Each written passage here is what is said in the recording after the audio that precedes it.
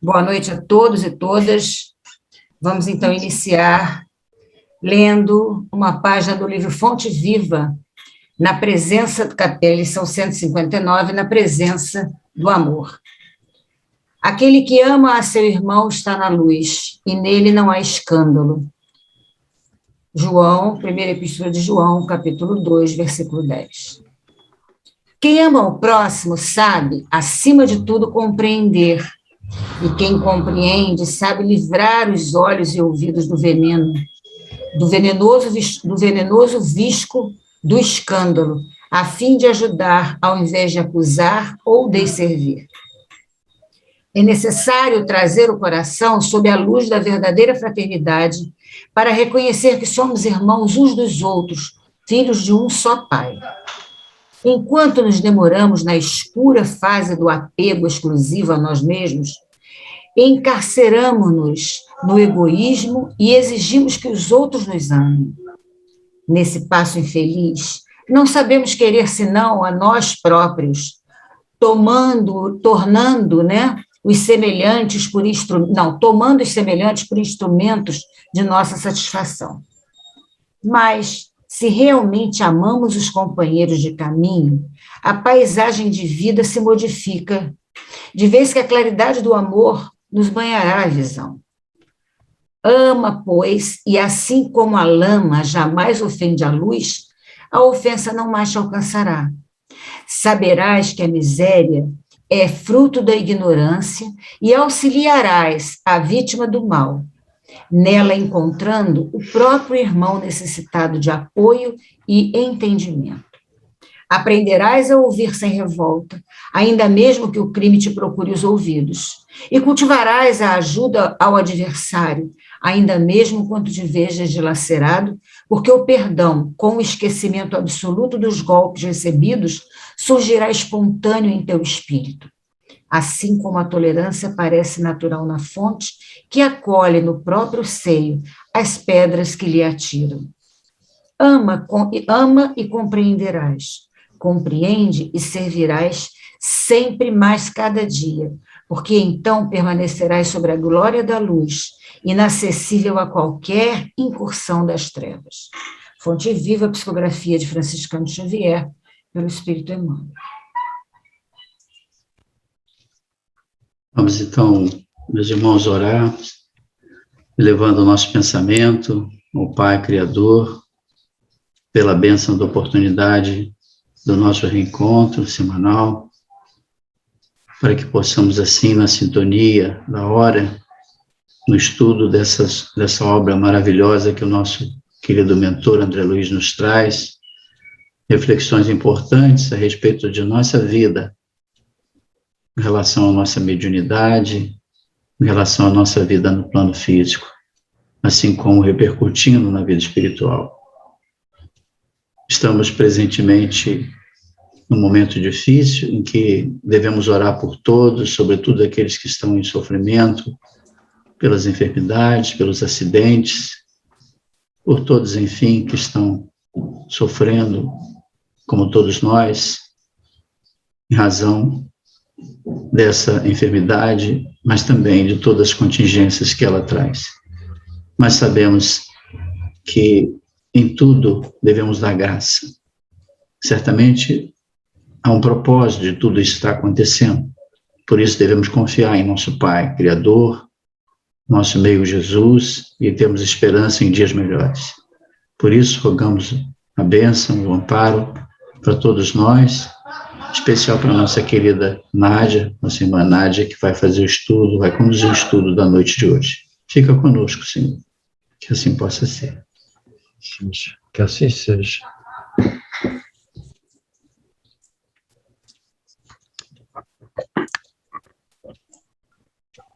A palavra é sua, Nádia, querida.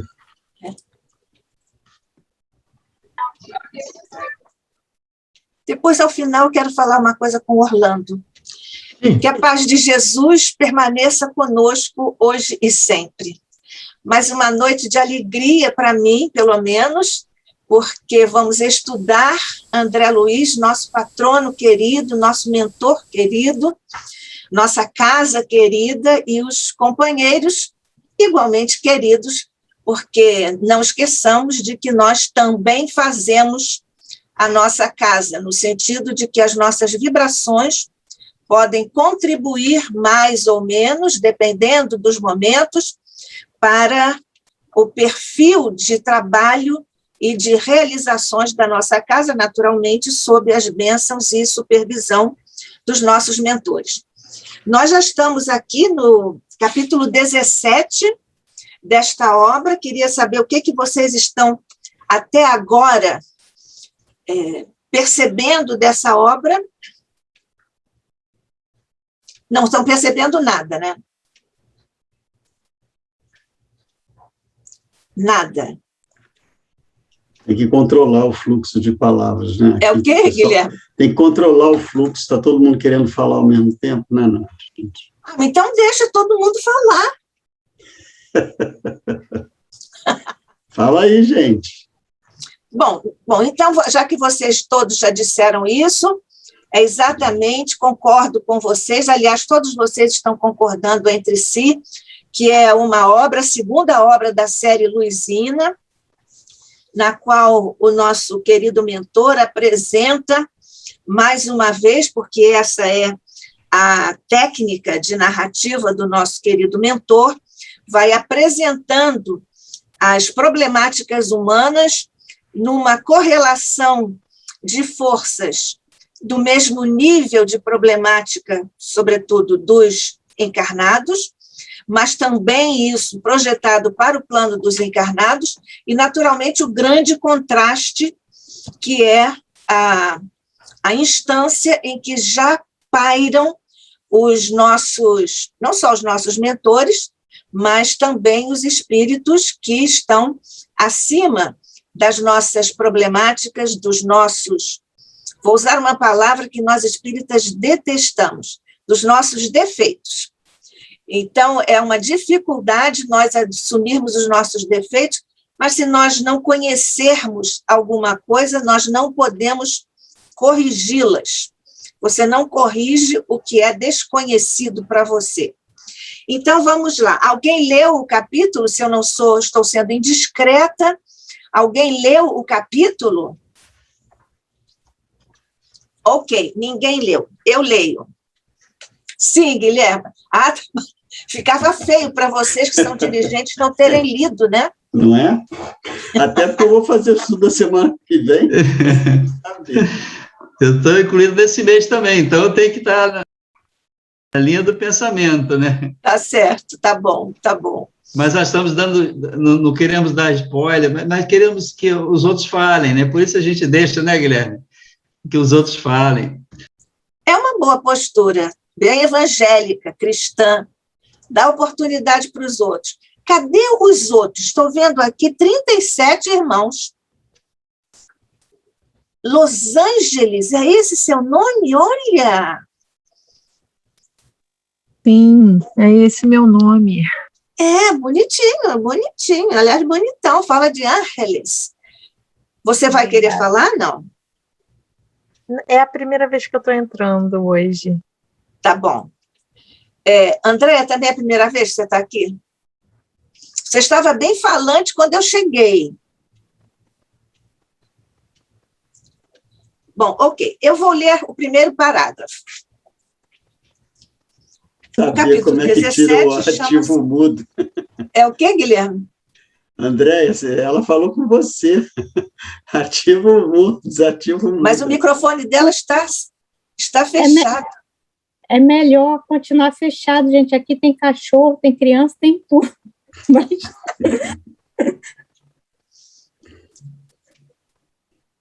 Cachorro tá aqui. Então não vai dizer nada, tá bom.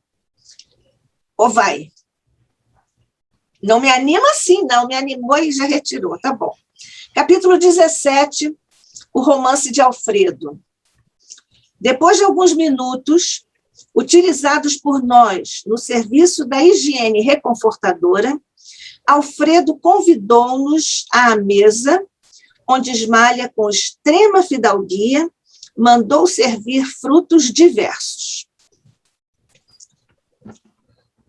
Quais são os conceitos que vocês veem aqui presentes.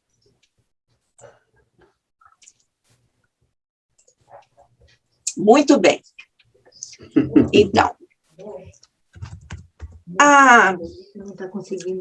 houve serviço de mesa, né? Ofereceram frutos para a refeição e estavam ali recebendo muito bem os que foram convidados, ou pelo menos passaram a ser hóspedes ou convidados. Primeiro pensamento que nos vem à mente é a hospitalidade. A hospitalidade é um valor alto desde os tempos antigos. Em alguns povos, em algumas regiões, até hoje, como preito de hospitalidade, as pessoas, as famílias oferecem a própria esposa para o visitante. Evidentemente que não estamos nesse caso, mas a hospitalidade é uma marca civilizatória.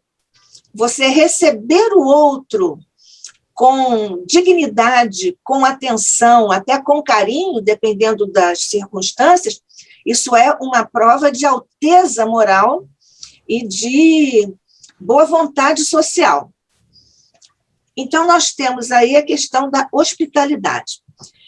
O que se faz quando uma pessoa chega? Eles estavam em viagem, não é? Isso aqui é um posto de socorro. Qual é a finalidade de eles terem chegado aqui? Para descanso. Para descanso. Por que eles precisam descansar? Para seguir viagem, porque a distância é grande. Para onde eles vão? Eles vêm para a Terra. Hein? Para a Terra. Eles vêm para o Rio de Janeiro, né? Eles vão para o Campo da Paz. Eles vão para o Campo da Paz. Sim. E aí eles já passaram por zonas de densidade vibratória muito alta, não é isso? Baixa. Muito baixa. Muito baixa. É o quê? Muito baixa. Muito pesada, muito grosseira. Muito pesada, muito pesada. Quer dizer, a densidade era alta porque a densidade estava muito baixa. Eu me expressei mal, realmente. Era densidade altamente baixa. Gostaram disso? Isso. Bom, tá bom. Então, a densidade. Por quê? Então, isso faz parte também da hospitalidade, não é? Você oferecer o conforto ou o reconforto de banho, de cama, e para o repouso, evidentemente, e de alimentação.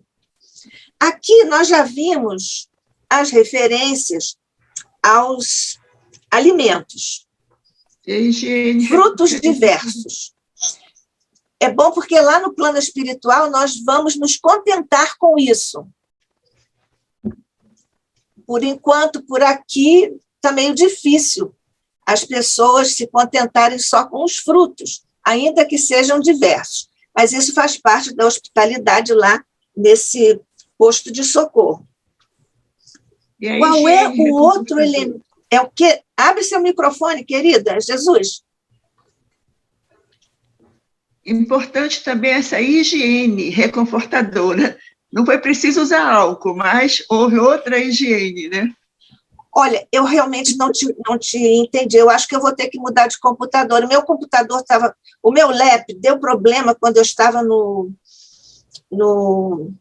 Congresso da Bahia, segunda-feira. Ele já foi para o técnico, ele chegou agorinha mesmo do técnico. Por isso que eu quis tentar com esse. Mas eu não estou conseguindo ouvir vocês direito. Não tenho esse tal desse negócio. Mas tem que ter, Nádia, porque isso te ajuda muito a ouvir melhor. Pois é, meu amor, mas eu não tenho. Compra.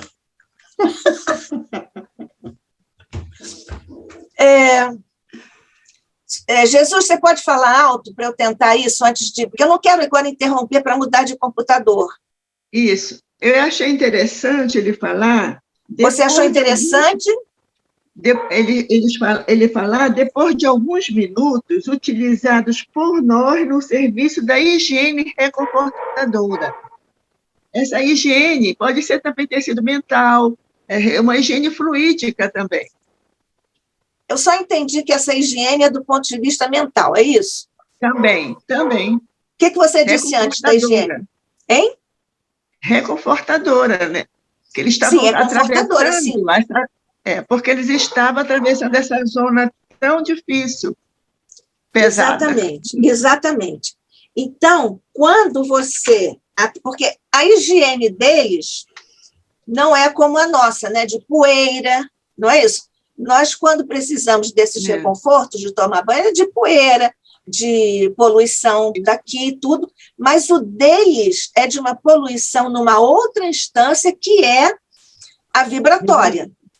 Exato. Então, essa higiene a que eles se referem, no plano espiritual, significa que eles estão se reconfortando, se reequilibrando, porque certamente eles despenderam muitas energias nessa passagem, nessa transição de vibrações, porque atravessaram essa área, essa zona difícil do ponto de vista vibratório.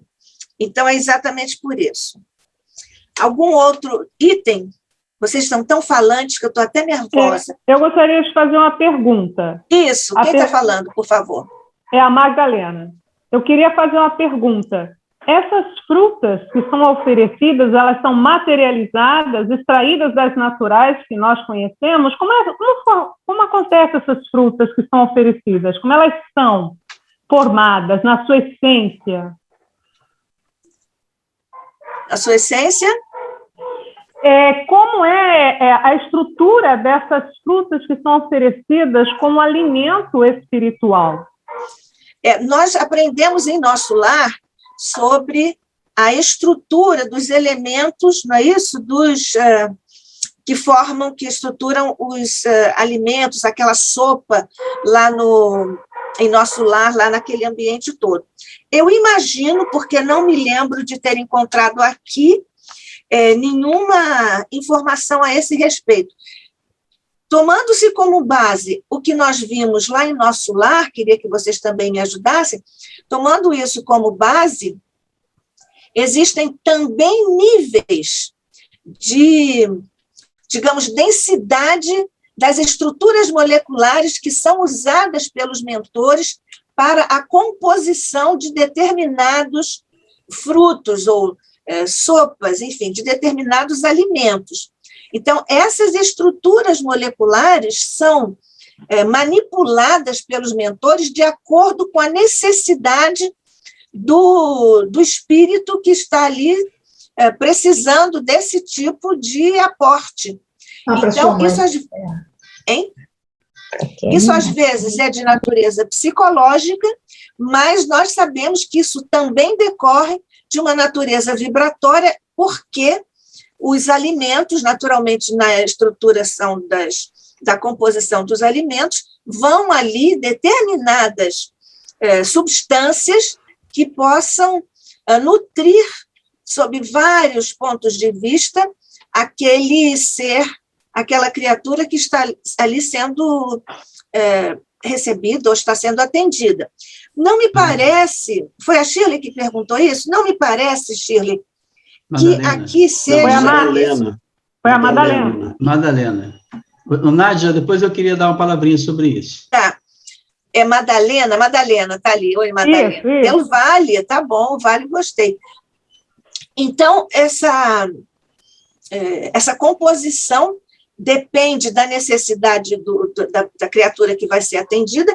Não é aqui propriamente o caso, eles não devem estar sendo tão necessitados disso, mas aqui é uma, digamos assim, uma providência de hospitalidade. Mas, por certo, isso também vai atender, provavelmente, é uma hipótese, claro, provavelmente para recompor o desgaste energético que eles devem ter sofrido ao atravessar aquela região. Oi, Newton. Então, Nádia, como você recordou, né, em nosso lar, nós temos a referência daquele círculo em volta da cidade do nosso lar, dos campos de cultivo, onde toda a alimentação que é servida em nosso lar é processada, é cultivada e é processada naquelas indústrias lá para a transformação em caldos, em sucos, né, que é servido aos trabalhadores e também aos pacientes, né? Então, acreditamos que, quer dizer, lá no plano espiritual também existe um cultivo, né, de flores e plantas, porque eles citam lá que tem uma vegetação exuberante, né? Então, por que não haveria de existir também o plantio de frutas, hortaliças e tal? E isso, provavelmente, nessa instância de transitória, também lá deve ter o cultivo desses alimentos que são servidos aos trabalhadores, né?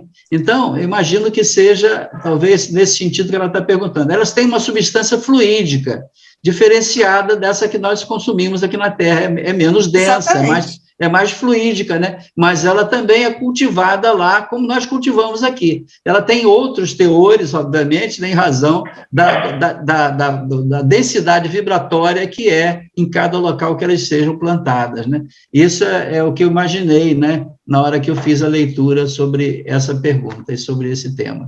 Isso. Lembrando que imaterialidade não existe aqui nesse nível de posto de socorro, etc. E na minha edição, na página seguinte, é o segundo parágrafo, em que o Aniceto continua. Aqui ele estava falando, e aí ele continua, ele diz, nossa produção, vai ao encontro do que você disse, Milton, nossa produção de alimentos e remédios, produção. Então, eles não só cultivam, mas devem ter lá uma espécie de laboratório, não é? Porque eles produzem remédios. Então, eles dizem, nossa produção de alimentos e remédios tem sido integralmente absorvida pelos famintos e doentes. Exatamente. Nádia, posso acrescentar? É o quê? Posso acrescentar também ao que o Newton mencionou, que eu achei bastante apropriado, dizer o seguinte, que o princípio inteligente, até ele atingir a individualidade, ele não reencarna. Ele é um processo de crescimento e de desenvolvimento. Então, o vegetal, no mundo espiritual, existe. O vegetal o quê? Ele existe no mundo espiritual. Sim, claro. Então, existe vegetal. Agora, é diferente, por exemplo, não se cria, não se procria no mundo espiritual princípio inteligente que já reencarna. Então, animais e hominais não têm como se produzir, já são indivíduos. Eles apenas vestem de materialidade mais densa ou menos densa. Mas vegetal e mineral, eles existem nos dois planos. Sim, claro. Então, mas a fruta que a Madalena perguntou... É o quê? Então, a fruta que a Madalena perguntou são frutas... fala sempre assim, que me ajuda tanto. Do plano espiritual. São produzidos lá no plano espiritual. E todos têm o mesmo princípio, né? No fluido cósmico universal, né? Isso. O Platão já disse, né, que nós temos aqui o que nós observamos lá. Então, aqui e lá estão os elementos fundantes para o atendimento às nossas necessidades. Então, ele também fala aqui sobre essa questão dos alimentos e dos remédios. Então, vamos seguindo. Aqui, depois, tem assim, os senhores do castelo não podiam ser mais gentis. Servidores iam e vinham com grande júbilo a lhes transparecer do rosto. Eles aqui são funcionários ou são empregados, não é? Eles estão em serviço de atenção às necessidades dos convidados e dos próprios dirigentes, particularmente do dirigente, que é o Aniceto, que a Ismália é uma visita do castelo, né? Então, qual é o princípio que está aqui? É bem comum todos os servidores ficarem bem felizes de estarem na posição em que estão? Nem sempre. Eu acredito que eles fiquem assim um pouco apreensivos pelo excesso de trabalho, não? Não, esses são gentis. Olha, eu acho que eu vou ter que que mudar de computador, porque eu não estou conseguindo ouvir vocês direito. Quando vocês se aproximam um pouco mais do computador, eu consigo captar melhor, mas fica tudo muito picotado. Eu sinto muito, se continuar assim, eu não vou poder continuar com esse computador, eu vou ter que mudar. Vocês podiam me ajudar a falar mais alto e mais perto do microfone do computador, por favor. Para não interromper e mudar de computador, porque eu não estou entendendo muito bem o que vocês estão dizendo. A recepção deles no pronto de socorro é a parte que, eu acredito que seria a parte de um serviço talvez maior no seu total, né? Quer dizer, ali é um momento de recepção dessa equipe que chega, mas o trabalho não é só esse, né? O trabalho num pronto-socorro, como a gente vê no hospital ou num pronto-socorro normal no nosso plano físico, tem muito trabalho, além de recepcionar quem vai até ele, né? Mas eles tinham alegria de servir. Ah, com certeza, com certeza. Isso que ela quer dizer. Esse ânimo espiritual é maravilhoso. A gentileza que nós aprendemos ao recepcionar qualquer um que chegue em nossa casa, em nosso lar, no nosso trabalho. Eu acho que isso faz parte de qualquer lugar que você conviva em sociedade, porque você faz um ambiente mais salutar, mais saudável, mais gostoso. Sobre a questão da alimentação, eu postei aí no bate-papo, tá, em Evolução em Dois Mundos, o que André Luiz esclarece a respeito disso, tá? Ah, tá. Então lê para a gente aí, Marco, enquanto a Nádia está se preparando. Vamos lá. Grande, hein? André Luiz explica a forma de alimentação dos desencarnados e as suas consequências fisiológicas no livro Evolução em Dois Mundos, páginas 211 e 212. Abandonando o envoltório físico na desencarnação, se o psicossoma está profundamente arraigado às sensações terrestres, sobrevém ao espírito a necessidade inquietante de prosseguir atrelado ao mundo biológico que lhe é familiar.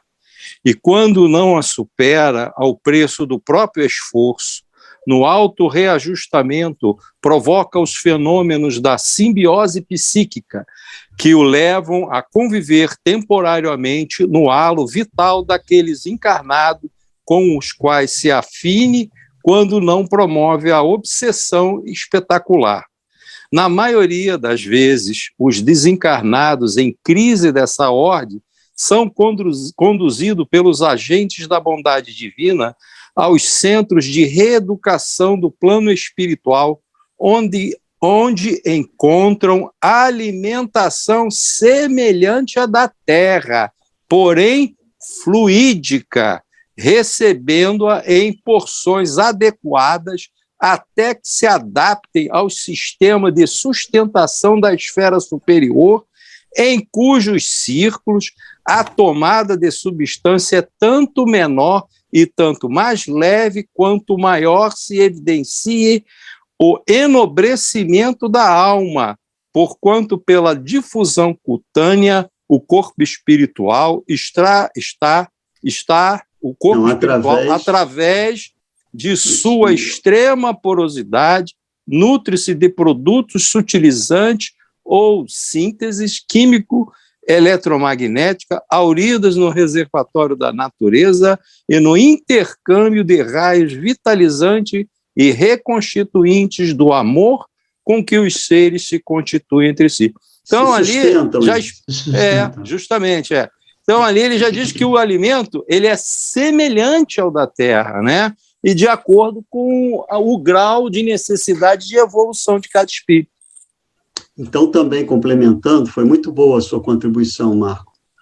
Eu entendi que no primeiro parágrafo, o André Luiz está dizendo que o espírito, se ele estiver muito preso às sensações densas da matéria, do alimento físico, ele vai precisar absorver isso através do processo obsessivo com os encarnados.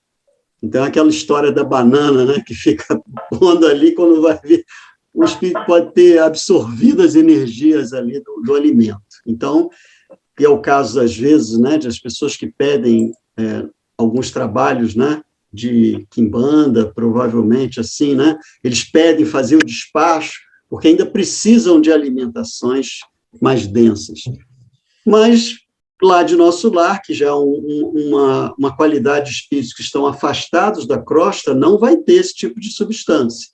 Então, eles vão a se alimentar do alimento que é produzido nesses campos de cultivo que o Newton mencionou ali, que são muito mais sutis, né?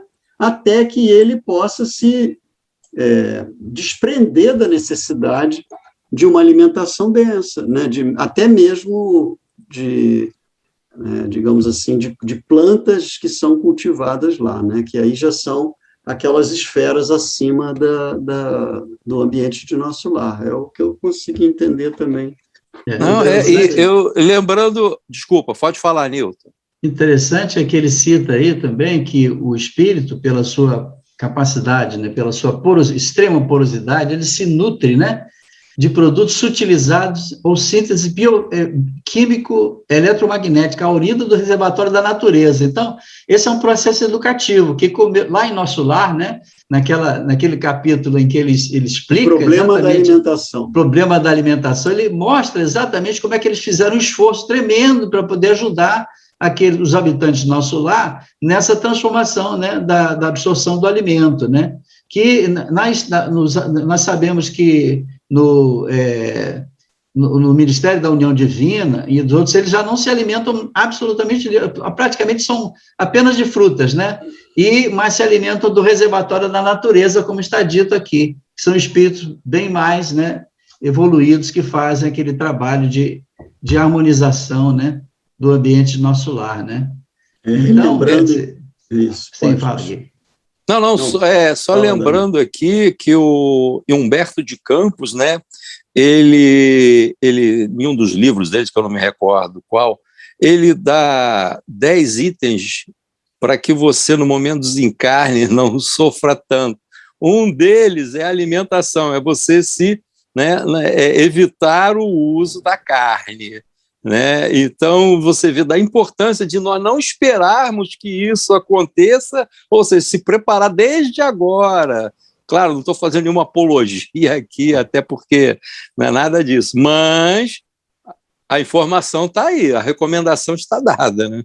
Verdade, exatamente isso.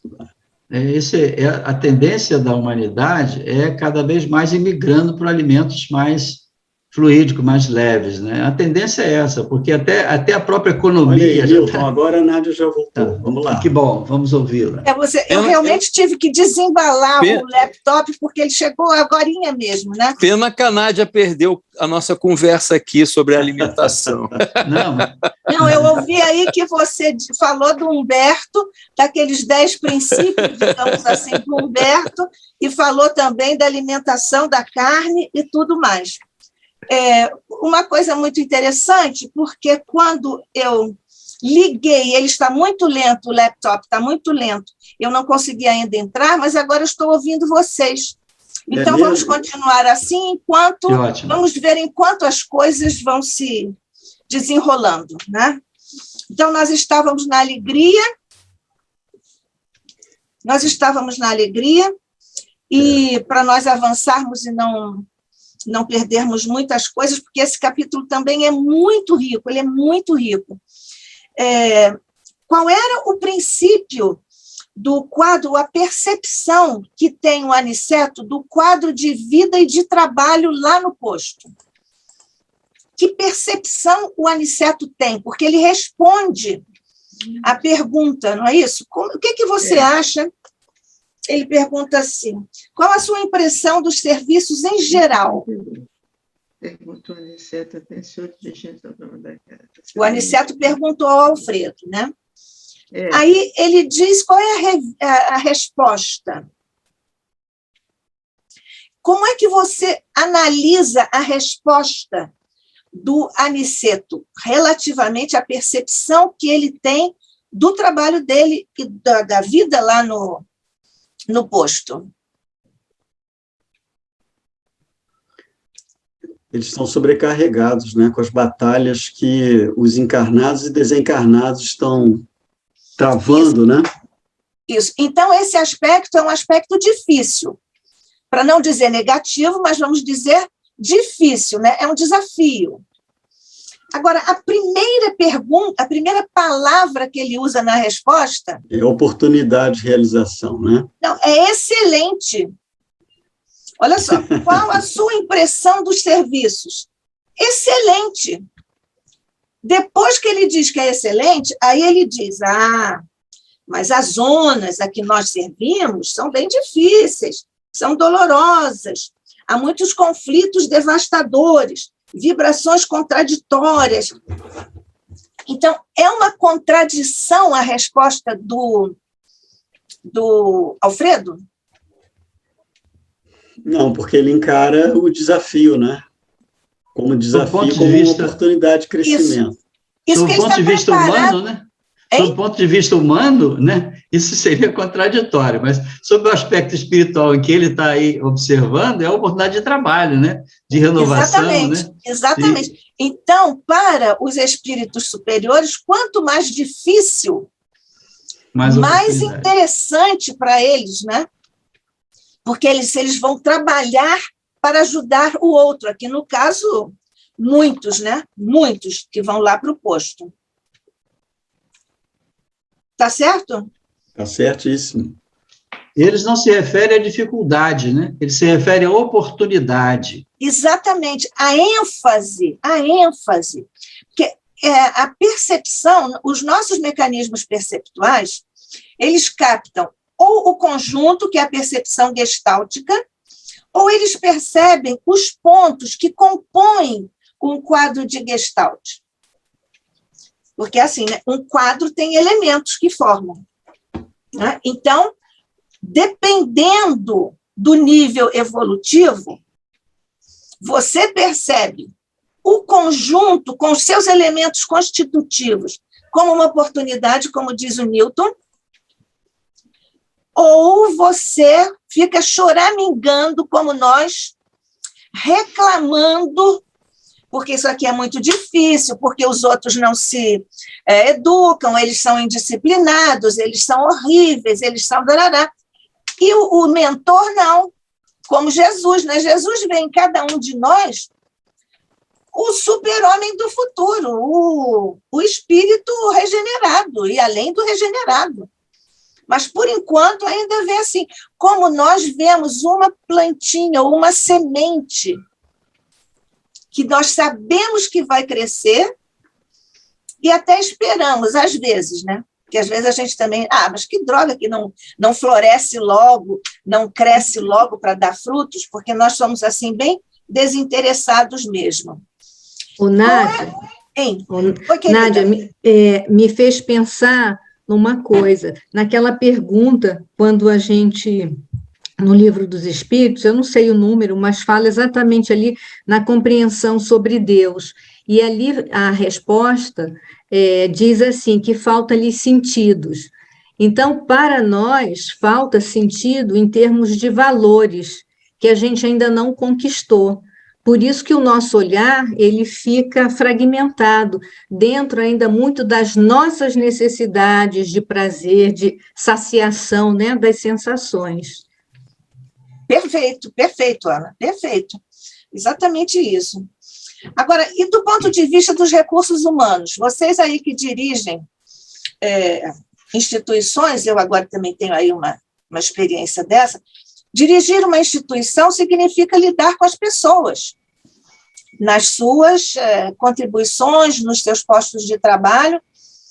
E qual foi a percepção dos recursos humanos para fazer frente a esta necessidade? 500 colaboradores não é suficiente para a demanda de trabalho. Exatamente. Ele diz aqui que, apesar, é um bom número, né? Quantos mesmo são? 500. Mas isso não é suficiente, porque a demanda é muito alta, é muito grande. Tanto que, não é que eles sejam comilões, mas é que eles são muito numerosos. Por isso que os remédios e os alimentos também são insuficientes. E ele diz aqui que, noutro tempo, aí ele faz uma comparação. Noutro tempo, estão vendo aí no final do segundo parágrafo, na página seguinte, na minha edição é assim? Sim. Noutro tempo, nossa paisagem se mantinha sem sombras durante muitas semanas, mas agora ele aqui volta, quando ele está falando das pessoas que são famintas, doentes, etc., que as massas são de sofredores incontáveis, ele volta a falar da sombra da necessidade. Isso aqui, essa sombra aqui é, imagino, a exudação de fluidos, até deletérios, das emanações das mentes, pela dor, pelo sofrimento e pela enfermidade. Por isso ele volta a falar aqui, mas mentor é sempre muito discreto, né? Não dá ênfase no negativo, mas ele diz a verdade. Aqui ele está dizendo, a nossa paisagem antes se mantinha sem sombras durante muitas semanas, mas agora essa descrição aqui, ou essa resposta do Alfredo, tem um link, na minha percepção, tem um link tão estreito com a nossa realidade de agora. Muito.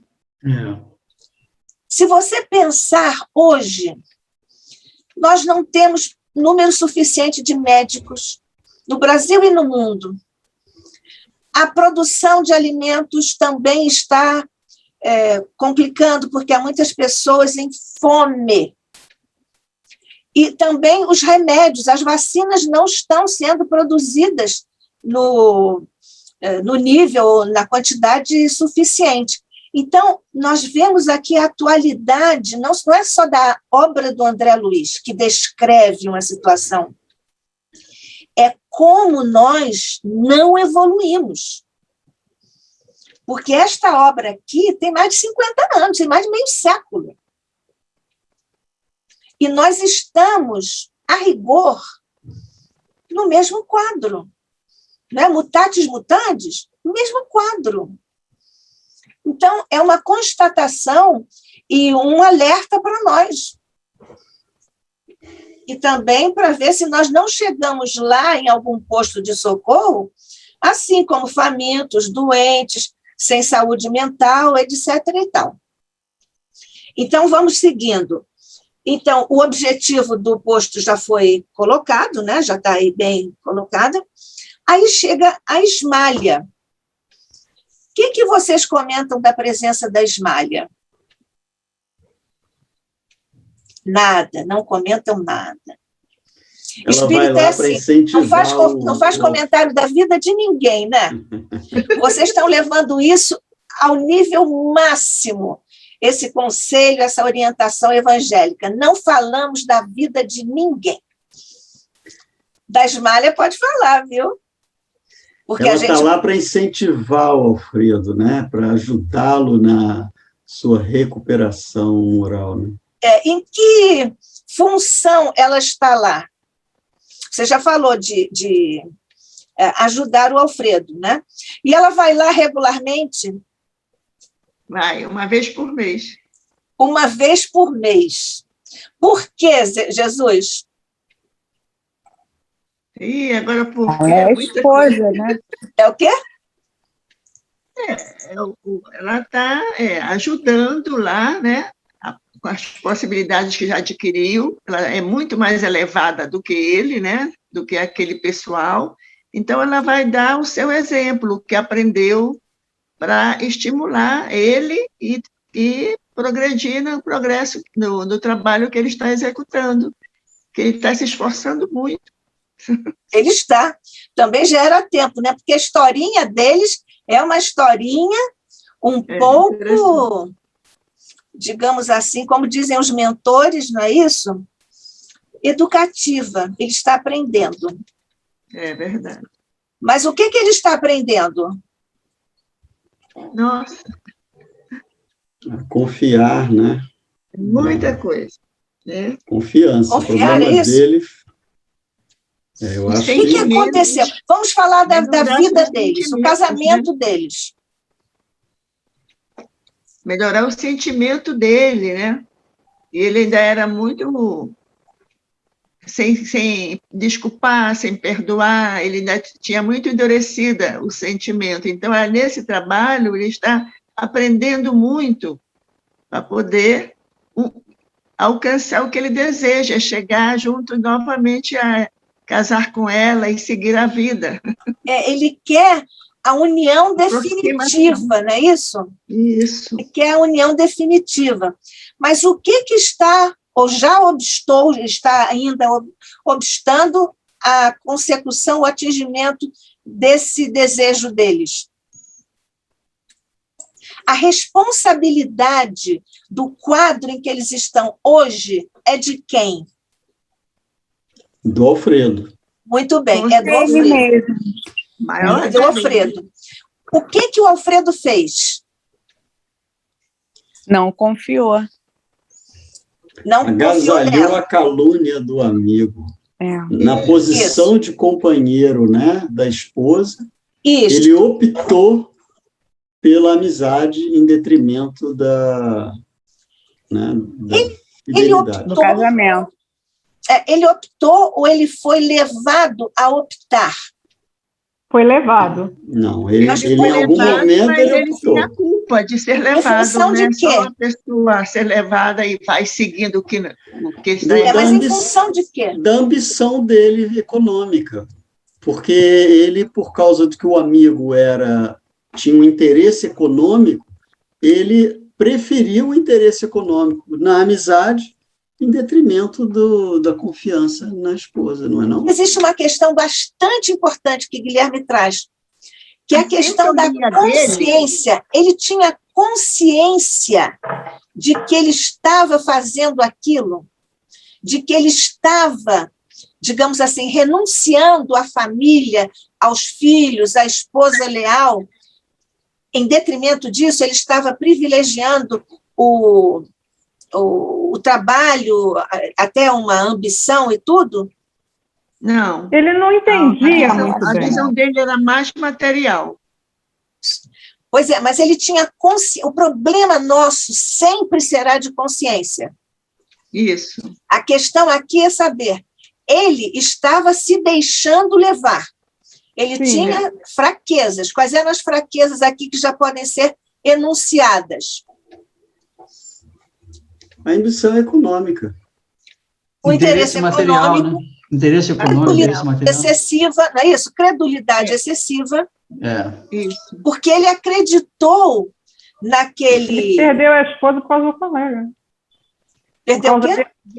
Ele veio a perder a esposa por causa desse... Sim, Márcia. Né? Isso é consequência. Cegamente. Isso é consequência. Isso implica imaturidade espiritual, né? Imaturidade espiritual, invigilância.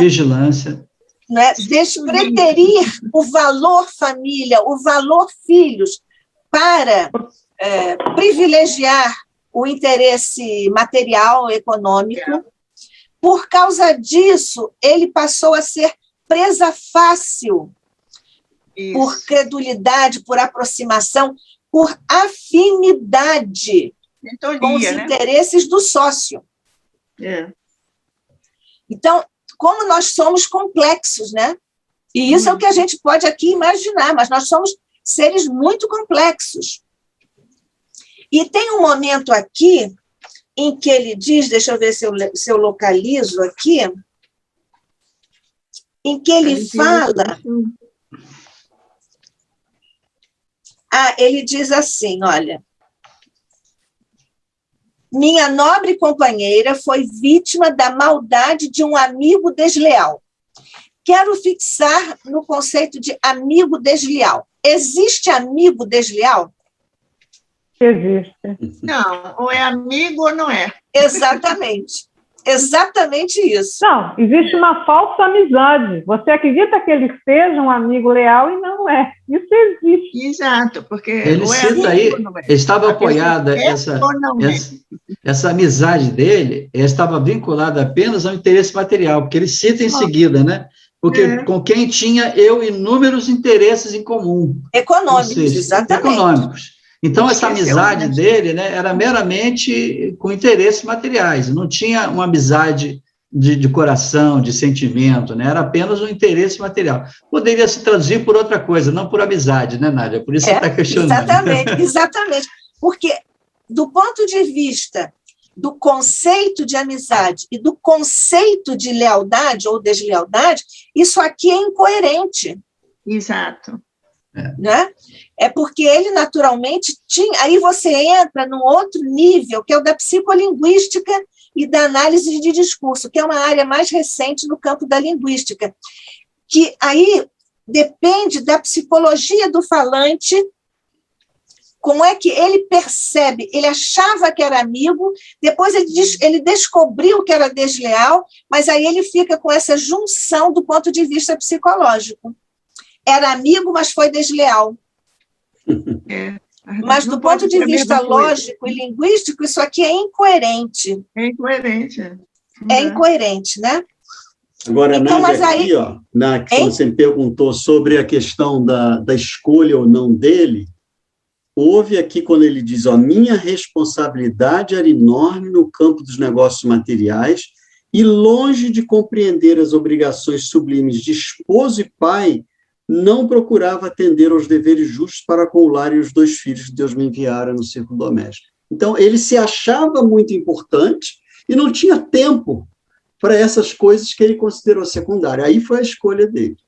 Exatamente. E, às vezes, as pessoas acham que fazendo isso, buscando dinheiro, buscando o conforto material, estão atendendo também a família. Quer dizer, você dá casa, dá alimento, dá carro, dá tudo, mas você não dá amor, você não dá atenção, você não vê seus filhos crescerem, você não acompanha como os seus filhos estão formando, estruturando a sua escala de valores. Isso, inclusive, é um dos dramas da sociedade de hoje, né? Do vazio existencial, exatamente, né? Isso. Exatamente Nádia, isso. Nádia, me lembrei do caso do nosso senador Emmanuel com a Lívia. Eu ia perguntar isso. Eu ia perguntar isso. Qual era a semelhança? Exatamente. E, você veja que eles amavam, os dois amavam as esposas. Isso, exatamente. Não é isso? Amavam no certo sentido. Amavam no certo sentido, mas amavam mais aos seus deveres profissionais. Exatamente. É como agora está na moda de dizer, né? Amo do meu jeito. Amo do meu jeito. Né? Tem que ser só o jeito do evangelho, do espiritismo. Não tem outra possibilidade, né? Pelo menos uma possibilidade que conduza ao sucesso no projeto evolutivo, etc, etc, etc. Mas aí é uma coisa interessante, aí Jesus, mais um ponto em comum, que o Aniceto faz a confissão aqui. Isso. Né? O Emmanuel também confessou, só que 2 milênios depois, mas ele confessou. Né? Uma questãozinha de mero tempo. Né? O tempo é uma abstração no universo, mas ele confessou. Certamente que o Emmanuel percebeu isso antes. Claro, só estou fazendo aqui um xiste, viu, meu irmão? Então, eles 2 confessaram. Agora, e o comportamento de Ismália e de Lívia? Existe alguma correlação, alguma identidade comportamental entre essas 2 figuras femininas, de uma certa forma, no mesmo quadro de sofrimento emocional? Acho que sim. Eu percebo que sim. De que ponto de vista? Resignação? Resignação. Eu acho que compreensão das fraquezas do outro, né? Também. Isso, compreensão das fraquezas do outro, e qual é a consequência no comportamento delas, dessa compreensão e desse amor que elas tinham por eles, né? Elas tinham uma clareza de obrigação e de respeito à tarefa de mãe, né? E de esposa, que elas faziam isso até com o sacrifício do abandono, como aconteceu com Emmanuel e com ele, né? E com A Ismália A também. Ismália, né? Então, quer dizer, ambas, mesmo sendo abandonadas, sendo coisas, elas mantiveram a determinação, a sua perseverança em cumprir as tarefas a que elas estavam, digamos assim, que elas tinham a certeza que tinham que cumprir, né? É uma diferença daquele que sabe o que tem que fazer, do que é necessário fazer, do que aquele que se distrai com as coisas do mundo, né? Isso. O que a gente vê são as personalidades aí, né? Mas eu queria uma coisa, Nádia, uma coisa também são os valores, né? Que as duas cultivam e que eles também cultivam, porque ambos eles estão buscando melhoras, mas o campo de um e de outro é completamente diferente. Diferente. Não é? E eu acho que isso é que faz o olhar buscar, né? Eu diria assim, buscar o melhor. O que é o melhor, né? Para um, está muito no conforto, está muito na questão material. Não que a matéria ela não seja importante, mas talvez o valor seja muito impregnado, né? Com as questões materiais. E elas estão em busca de um outro valor, não é? É o valor, eu diria assim, da sua essência. Então, é cumprir a tarefa, é buscar realizar aquilo com sentimento, né? Se envolver verdadeiramente. Então, eu acho que é nesse sentido. Então, ambos estão buscando, estão querendo crescer, só que a distância é muito grande um do outro, né? Os caminhos são bem diferentes, né? Isso. Só que, do ponto de vista de pagar o preço da opção, elas pagam o preço nesse momento, pelo abandono, etc. Eles não pagam preço nenhum nesse momento, pagam depois. Né? E depois, enquanto um faz essa opção, digamos, pelos valores do comércio e tal, aqui do Alfredo, o outro é no campo político, ele era o poder. Nós temos aqui duas situações em que o homem, o ser humano, capitula, que os espíritos são incansáveis em nos alertar a esse respeito, né? O poder e o dinheiro são tobogãs morais para todos nós, né? Até hoje, né? O Shakespeare escreveu assim que o poder é um palco onde raramente o homem consegue dar espetáculos de grandeza. Isso é bem forte, bem shakespeariano mesmo, né? Viva Shakespeare. Bom, mas aí, aqui, eu queria que vocês falassem sobre a reação das duas, que também é muito semelhante. Qual foi a reação das duas a esse sofrimento, a esse abandono, a essa indiferença, a essa troca de papéis pelos valores, como a Ana lembrou? Elas falaram? Não, elas ficaram caladas. Elas duas ficaram em silêncio. Em silêncio. E retiraram delas os filhos, isso também foi muito duro, né? Olha, indulgência também, não? Pode ser indulgência, mas a questão que se põe aqui é a seguinte, que evidentemente que também é uma questão de valores, né? O silêncio não tem limite? Tem, às vezes ele é até uma caridade falar, né? Mas o problema é como falar e saber. Eu acho que das duas mulheres, na condição que a mulher era considerada na época, elas não tinham espaço para serem ouvidas. Elas não tinham espaço de serem ouvidas. Sim, principalmente no caso da Lívia. Mas uma esposa que é amada sempre dá um jeitinho, porque as mulheres também são sutis, né? Sempre dá um jeitinho a mulher de fazer um certo comentário, não é isso? E tal. Agora, por motivos diferenciados, né? A Lívia, por causa do orgulho do marido. Né? E a Ismália?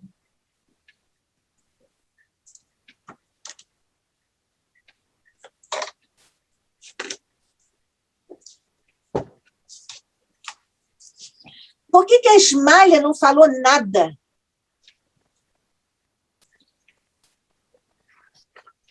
Acho que porque ele não iria acreditar. Eu acho que meio que ela ficou assim tão decepcionada, meio que em estado de choque, né? Porque ela amava tanto a ele. Quem está falando? Ela amava tanto e ele foi incapaz de enxergar a verdade nela. Pode ser isso também. Não sei quem está falando, mas pode ser isso. Magdalena. Quem que está falando? Magdalena. Evangelho segundo o Espiritismo, capítulo 10, item 21. Haverá casos em que convenha se desvende o mal de outrem? Resposta de São Luís. É muito delicada esta questão, e para resolvê-la, necessário se torna apelar para a caridade bem compreendida. O bem compreendido aqui é importantíssimo nessa resposta. Se as imperfeições de uma pessoa só a ela prejudicam, nenhuma utilidade haverá nunca em divulgá-la. Se, porém, podem acarretar prejuízos a terceiros, deve-se atender de preferência ao interesse do maior número. Segundo as circunstâncias, desmascarar a hipocrisia e a mentira pode constituir um dever, pois mais vale caia um homem do que virem muitos a ser suas vítimas.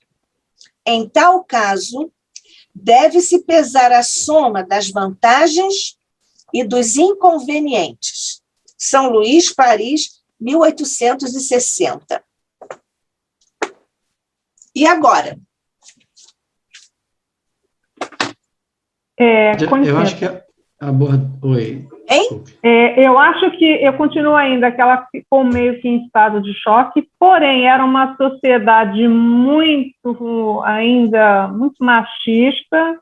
Ela passava por uma situação de não ter como comprovar sozinha, né? Acredito que foi uma situação bem delicada na época, né? A mulher era muito, assim, ela não tinha muito espaço para verbalizar, até para se colocar, se defender. Eu acho que ela ficou com medo de se retratar, ou não é bem a palavra retratar, seria trazer à tona aquela circunstância que ela foi vítima, né? Quer dizer, dizer para o marido que aquilo não era uma verdade, né? Que aquilo era uma mentira inventada. Ela, na época, ela não teria esse espaço que a mulher hoje em dia tem, de chegar, conversar, falar, até de repente para uma mídia, uma coisa assim, se a coisa for muito grave, né? Na época dos nossos antepassados, né, a coisa era para a mulher era algo muito Era difícil. muito pior do que é hoje, né? Hoje já está avançado, né? Muito. Então, hoje está bem melhor. A história da mulher ser julgada como ser uma mulher vulgar, ela não ter feito nada e ela ter sido colocada como se fosse uma mulher vulgar qualquer, uma mulher casada com seus filhos, tudo direitinho, né? É bem complicado. Eu queria falar sobre a resposta, né, que você leu, Nádia, do Livro dos Espíritos, que ela tem do Evangelho, né? Ela fala exatamente, né, da situação em que está em curso aí. Que eu percebi o seguinte, é que, na verdade, aquela atitude do marido atingia a família, atingia aquele núcleo familiar. Isso. Ela não atingia a sociedade como é o maior número. Então, não é isso que você está pensando? Isso. Então, então, por isso o silêncio dela, porque se fosse uma atitude que viesse a prejudicar a sociedade como um todo, né, como hoje se repercute as ações do feminicídio, dos abusos e tal, que repercutem, né, e tem uma repercussão maior. Então, nesse caso, né, é importante ressaltar e se falar e se fazer defesa. No caso dela, eu acho que ela manteve o silêncio porque o problema era no núcleo familiar, e ela tinha que, de certa forma, preservar a estrutura e a harmonia do lar. Eu observei isso, entendeu? Só que, na hora, ela não imaginou que as consequências chegariam a esse ponto. Exato. Né? A doutrina espírita, em filosofia, nós temos um conceito chamado consequencialismo, que você tem que ver quais são as consequências. Em direito, existem correntes, uma é consequencialista, a outra é legalista. No Supremo Tribunal Federal, nós temos atualmente essas duas, não vou dizer alas, mas essas duas posições do ponto de vista jurídico. Eu já escrevi um artigo sobre esse item 21 do capítulo 10, e eu usei um fundamento teórico do Weber. O Weber tem uma ética que é chamada a ética da convicção e a ética da responsabilidade. O que é isso? A ética da convicção diz respeito às normas e valores. A Ana, que gosta bem dos valores, eu também, né, Ana? As normas e os valores que orientam o comportamento do político na esfera privada. E a ética da responsabilidade diz respeito às normas e valores que orientam o comportamento ou a decisão do político em sua posição de governante. Vamos, então, fazer o encerramento, que já são 15 para as 10. A gente vai, então, agradecer. Foi ótimo, né? Sempre uma conversa extremamente agradável. Ela ressalta os pontos que são muito relevantes, né? E nos dá uma oportunidade muito rica de debate. Vamos, então, fazer a nossa prece final. Querido Jesus, te agradecemos a oportunidade de estarmos aqui uma vez mais. Abençoa a nossa querida Nádia pelo estudo rico em que pudemos extrair do nosso benfeitor André Luiz os pontos relevantes para o nosso crescimento moral. Que a tua divina luz se espalhe por toda a humanidade, que possamos ir construindo psiquicamente um mundo de regeneração, cujas portas se abrem e que temos certeza que vão alcançar em breve, embora o breve seja diferente e relativo. Que a tua divina luz nos ilumine e oriente agora e sempre. Que assim seja.